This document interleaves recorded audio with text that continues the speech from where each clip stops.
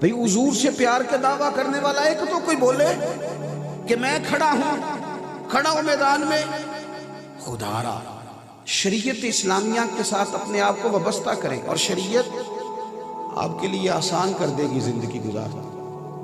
جتنے ہم الجھ گئے ہیں نا، جتنے قرضوں کے نیچے دب گئے ہیں، ایک شادی کی اور سارا خاندان قرضہ اتار رہا، یہ ہمیں آزاد کرے گا دین، ہم بچ جائیں گے۔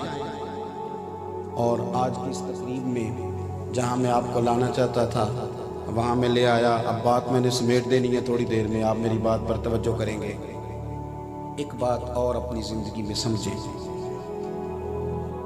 یہ جو دین اسلام ہے نا، اس کا بہت سارا کام ابھی دنیا میں ہونا باقی ہے، بہت سارا، وہ سارا سرکار کے کرم سے ہی ہوگا۔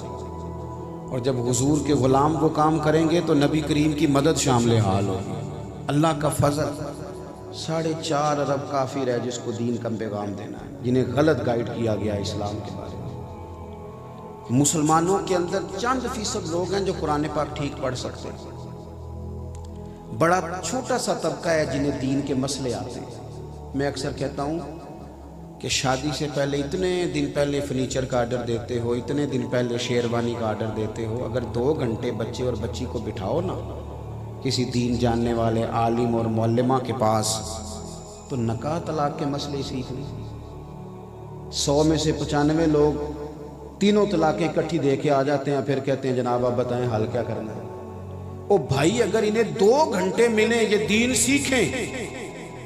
میں آپ کو ذمہ داری سے کہتا ہوں، اگر دین سیکھو گے نا تو چسکا صرف شعروں میں نہیں، اچھی آوازوں میں صرف سرور نہیں، حضور کی ایک حدیث ہے جو بندے کو وجد میں مبتلا کر دیتی ہے۔ آپ کی روح سکون پاتی ہے جب سرور کائنات کی باتیں سنتے ہیں۔ ہم نے یہ سمجھ لیا ہے کہ شاید یہ جو باب ہے، یہ والا جو باب ہے، یہ صرف اس طرح کی تعلیم و تربیت ہے جس میں معاذ اللہ ہمارے لیے اس طرح ذائقہ نہیں، نقل کفر نباشت۔ او خدا کے بندو، اس کو ذوق سے لو، دین کو ذوق سے لو۔ ایک بات آپ کو یوں لگے گا کہ جیسے دستور حیات بن گئی، ایک بات نبی پاک اس کو قبول کریں اور اس کے ابلاغ کے لیے، اسے آگے پھیلانے کے لیے، پہلے حاصل کریں پھر پھیلانے کے لیے منظم جد و جہد۔ ہمارے ہاں اگر کوئی ادارہ بنتا ہے تو وہ بھی روایتی سا بن جاتا ہے، بس ٹھیک ہے چل رہا ہے کام۔ مدرسے میں کیا حال ہے جی؟ سب ٹھیک ہے؟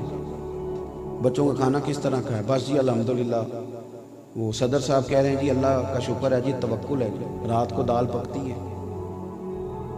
تو وہ اس طرح کی ہوتی ہے کہ صبح بھی اس میں تھوڑا سا پانی ڈال کے بچے وہی کھا لیتے ہیں۔ کیا اب کوئی گاؤں ایسا رہ گیا جس میں لوگ برگر نہ کھاتے ہوں؟ کوئی دور دراز علاقہ ایسا رہ گیا جس میں شوارما اور پیزا نہ پہنچتا ہو؟ مدرسے کے بچے نہیں کھا سکتے یہ؟ بولیے کس مفتی نے کہا نہیں کھا سکتے؟ کیوں نہیں لا کے دیتے مفت میں انہیں؟ میں نے اپنے مدرسے میں ان سے کہا، ناظم صاحب سے میں نے کہا 15 دن کے بعد آپ فاسٹ فوڈ کا بندوبست کریں ان کے لیے۔ تو ایک صاحب کہنے لگے جناب حضرت صاحب تے ساڈے ورگے دنیا داراں دے بال کھان، انہاں نوں بھی تسی معدے خراب کرانے والی خوراک دین لگے ہو، کوئی حد ہے؟ ان کو آپ بتائیں کہ یہ چیزیں ٹھیک نہیں۔ میں کہ تہاڈا سکا پتر ہے، تسی دسنے وچ کامیاب ہو گئے ہو؟ اب کیا بات کرتے ہیں؟ خواہشات کو دین کچلتا نہیں، انہیں صحیح رستہ دیتا ہے۔ دین کہتے ہیں جو چیزیں جائز ہیں اس رستے سے ہو کے آؤ، خواہشات کو کچھ لو نا۔ ہم نے دین کا اگر کبھی کام کیا بھی ہے، اگر پیغام حق مثلا دین کی دعوت دیتے ہیں ہم کسی کو، تو کس طرح نماز کی دعوت دیتے ہیں؟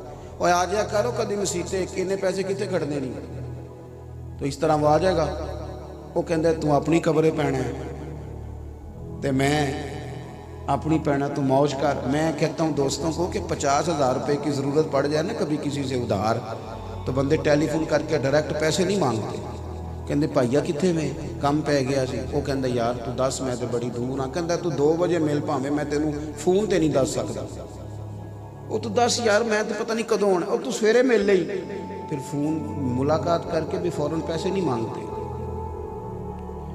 پھر بھی منت کرتے ہیں، کہتے ہیں بڑی ضرورت ہے، تیرے بغیر بات کوئی نہیں سنتا۔ اتنی جد و جہد کر کے پھر وعدہ بھی دیتے ہیں وقت پہ لوٹا دوں گا، بڑے آخر میں جا کہتے ہیں وہ 50,000 کی ضرورت تھی۔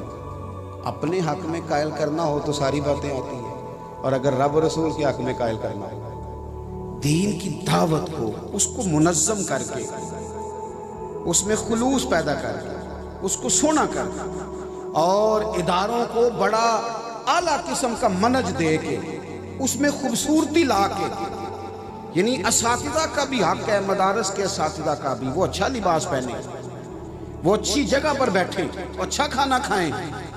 جو آپ کا بھی امام ہے، آپ کہتے ہیں نا پیچھے اسے، تو آپ کا امام ہے نا، تو اگر امام کے اور مقتدی کے کپڑے چلیں اس کے اچھے نہیں تو ایک جیسے ہو جائیں تو کوئی حرج ہے؟ لیکن وہ تو سارا محلہ تفتیش کرتا ہے بھی انہیں موٹر سائیکل کتوں لے لیں، یہ کیا مطلب چکر چل گیا، اس نے موٹر سائیکل خرید لی ہے؟ تھوڑا سا دین کے معاملات کو ہم نے منظم کرنا ہے، اور وہ سارے ذرائع آپ دیکھیں، یہ ہمارا حالانکہ کوئی بہت اچھا نظام نہیں ہے ملک کا نظام تعلیم، لیکن اس کے اندر کتنے اخراجات ہیں، اساتذہ کے علاوہ آپ ملازمین گنے تو گن نہیں سکتے، تو ہم جس نظام کو لے کر چل رہے ہیں اللہ کے فضل سے بڑا کام ہو رہا ہے، لیکن اس کو منظم کریں، اس میں درد پیدا کریں، اس میں شوق پیدا کریں۔ پرانے جتنے مدارس تھے وہ علماء نہیں بناتے تھے، علماء پڑھاتے تھے، مدارس تو نواب بناتے تھے، سیٹھ صاحب بناتے تھے، عالی شان مدرسہ بنا کے عالم سے کہتے تھے آئیے اور پڑھائیے، آپ کو کوئی دقت نہیں ہوگی، کچھ نہیں کرنا پڑے گا، آپ بتائیے کون سی کتاب چاہیے ہم فراہم کریں گے۔ بڑے بڑے لوگ یہ کام کرتے تھے، اس میں درد لائیں۔ میں نے بات سمیٹنی ہے، ایک گویہ تھا، اس کا نام زازان تھا، آواز بڑی سریلی تھی۔ ایک جگہ وہ معاذ اللہ گانا گا رہا تھا، وہاں سے حضرت عبداللہ ابن مسعود گزرے رضی اللہ تعالی عنہ، اور حضرت عبداللہ ابن مسعود وہ خوبصورت صحابی ہیں کہ میرے محبوب کریم علیہ السلام نے فرمایا ان سے قرآن سیکھا کرو، یہ اس طرح پڑھتے ہیں جس طرح میرے اوپر نازل ہوا ہے۔ اتنا خوبصورت آدمی حضرت عبداللہ ابن مسعود وہاں سے گزرے تو وہ گویہ گانا گا رہا تھا، آپ کے کانوں سے آواز ٹکرائی، ٹھہر گئے، رک گئے۔ درد ہے نا دین کا اندر، لوگ نمازی ہو جائیں، لوگوں کا قرآن پاک ٹھیک ہو جائے، مدارس بن جائیں، مسجدیں بن جائیں، لوگ مذہب کی طرف مائل ہو جائیں، یہ شوق ہے، درد ہے۔ یہ بھی اسی رشتے کی عکاسی ہے جو نبی کا امتی کے ساتھ ہے، دین سے بھی اتنا ہی گہرا رشتہ ہے۔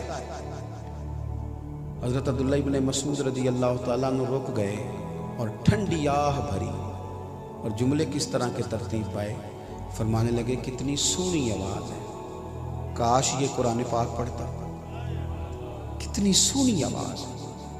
یہ اس طرح کا درد اگر دعا بن جائے نا کسی کے لیے تو بڑے جوانوں کا کام بن جائے، بڑے سارا اللہ تعالیٰ رحم فرمائے اور قبول ہو جائیں یہ جملے، کہا کتنا درد ہے۔ آپ نے یہ بات کی اور بات کر کے آگے تشریف لے گئے، وہ ان کا پروگرام ختم ہوا، وہ گویہ باہر آیا، ایک شخص نے اسے روک کے کہا سن آج پتہ کیا ہوا ہے؟ اس نے کہا کیا ہوا ہے؟ کہا آج حضرت عبداللہ ابن مسعود گزرے تھے، تیری آواز کانوں سے ٹکرائی، انہوں نے بڑے درد سے کہا کتنی سونی آواز، کاش قرآن پاک کی تلاوت کرتا۔ کہنے لگا اے سچ بتاؤ، انہوں نے میرے بارے میں کہا، میرے جیسے شخص کے بارے میں، صحابی رسول نے اتنی بڑی بات، میں کہاں اور وہ کہاں، میرے بارے میں کہا ہے؟ کھول کے رویا، نے کہا ہاں کہا بھی ہے اور بڑے درد سے کہا ہے۔ دیکھو وہ درد جب ہو تو وہ کہاں کہاں، کوئی بیٹھا ہوا مجھے دور دعا دیتا ہے، میں ڈوبتا ہوں سمندر اچھال دیتا ہے۔ تھوڑی دیر رویا، پھر 1 منٹ میں اس نے فیصلہ کیا، کہنے لگا بتاؤ ان کا گھر کہاں ہے؟ لوگوں نے کہا فلاں محلہ، فلاں گلی، فلاں کونے میں۔ دوڑا گیا، دروازے پہ دستک دی، آپ تشریف لائے، دیکھ کے پھر رویا، پیروں میں بیٹھ گیا، فرمایا بیٹے کون ہو؟ کہنے لگا حضور میں وہی ہوں جس کے بارے میں آج آپ نے کہا تھا کاش یہ قرآن پاک پڑھتا، میں آ گیا ہوں، پڑھائیں مجھے قرآن پاک، اب میں قرآن پاک ہی پڑھوں گا۔ دوستو اگر ہمارا یہ والا درد ہو جائے نا، واز رہ گئے، تقریریں لمبی رہ گئیں، اس میں نصیحت کم ہو گئی، بہت اچھی آوازیں، یہ سارے کام بڑے اچھے ہیں، بڑے عمدہ ہیں، کوئی کسی انداز میں بھی دین کی بات کرے، لیکن اگر ہم سارے تھوڑی تھوڑی دعوت دینے والے بن جائیں، زیادہ نہیں تو ایک دوست کے تو مشیر ہم بھی ہوتے ہی ہیں نا، اگر اسے تھوڑا تھوڑا لائیں، مسجد کی طرف مائل کریں، مشکل کام نہیں، آپ کو 3-4 دفعہ کہنا پڑے گا میرے ساتھ چل، پھر ایک وقت وہ آئے گا کہ وہ آپ سے کہے گا اب تو میرے ساتھ چل، تھوڑا سے ایک دوسرے کا بازو تھامیں۔ نبی پاک صلی اللہ تعالیٰ علیہ وسلم کو دین کا اتنا درد ہے کہ محبوب دن کو تبلیغ کرتے ہیں اور رات کو روتے ہیں، یا اللہ یہ ہدایت یافتہ ہو جائیں۔ تو اگر ہمارا حضور سے گہرا رشتہ ہے تو پھر ہمارا بھی تو اس دین کے لیے درد ہونا چاہیے، بہت اچھی منصوبہ بندی ہو، بہترین انداز میں اور منظم انداز میں اشاعت دین اور ابلاغ دین کا کام ہو۔ یہ ساری وہ چیزیں ہیں جو ہمارا نبی کریم علیہ السلام سے رشتہ مضبوط کریں گی۔ پھر آخر میں اللہ کی بارگاہ میں دعا کرتا ہوں، اتنی خوبصورت بزم اور اتنا خوبصورت اہتمام جن لوگوں نے کیا، اللہ تعالیٰ انہیں بہترین صلہ عطا